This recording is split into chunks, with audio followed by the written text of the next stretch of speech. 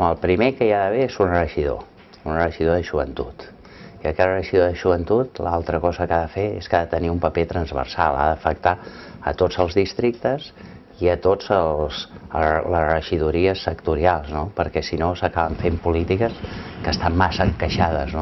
I per tant la política de joventut s'ha de fer molt lligada a l'alcalde i molt lligada, a més, en aquest aspecte transversal. Els equipaments, què s'ha de fer? Planificar-los.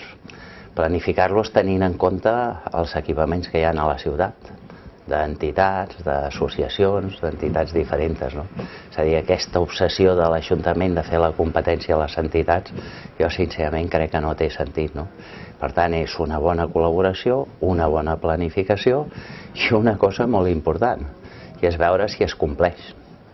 És a dir, ens inflem de fer plans i d'explicar coses que després no es compleixen.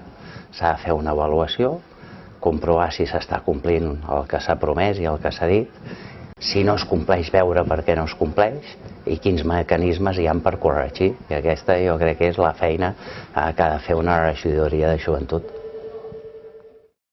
Bé, una qüestió que ha passat durant aquests 4 anys és que es va fer un pla d'equipaments i, en canvi, aquest pla d'equipaments que estava molt bé sobre la teoria no s'ha aplicat a la pràctica, només s'ha executat amb un 40%.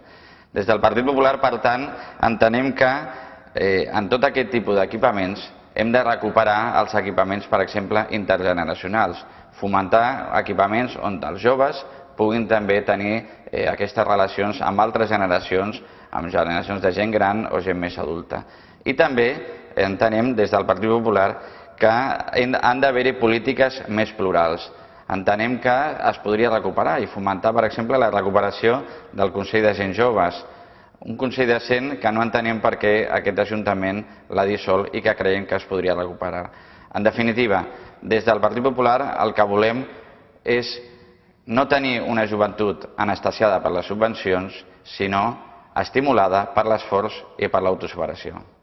Sí, actualment a Barcelona hem completat el Pla Jove que vam fer en aquest mandat, no en l'anterior.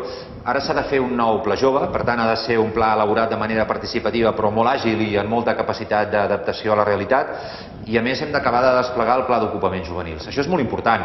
Tenim el primer Pla d'Equipaments Juvenils des de fa molt de temps a la ciutat. De fet, hem passat d'una no política a una política pública d'equipaments juvenils, i en el proper mandat això s'ha de blindar, de tal manera que arribem al 2015 amb tots els equipaments juvenils de la ciutat que estan planificats i ja plenament desplegats i executats, tant els de barri com els de ciutat. Però més enllà de l'equipament és molt important també la gestió d'aquests equipaments, i aquí hem de construir capacitats entre el teixit associatiu de la gent jove de la ciutat perquè es puguin gestionar aquests equipaments des de la proximitat, des del territori i des de la gent jove.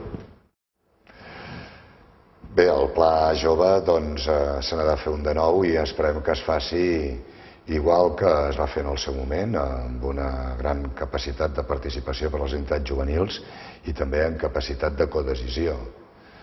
Dintre de tot aquest Pla Jove hi ha un parell de coses, per exemple els equipaments, que encara no s'han desenvolupat en tota la seva plenitud i cal acabar-los de desenvolupar amb agilitat i d'acord amb les necessitats dels joves.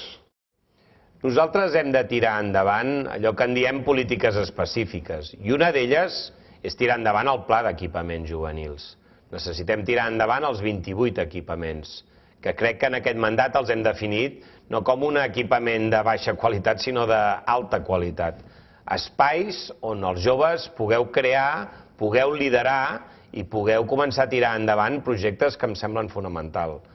Perquè jo crec que l'associacionisme és important en tots els segments de la població, però especialment en els joves, aquesta escola de nou lideratge, d'implicació amb la ciutat, em sembla que és fonamental.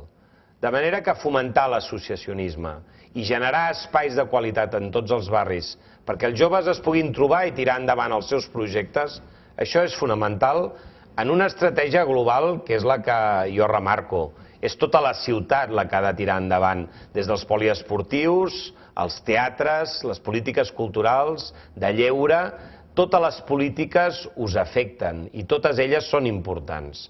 Per tant, en un marc d'una estratègia general hi ha unes polítiques específiques que també s'han d'impulsar.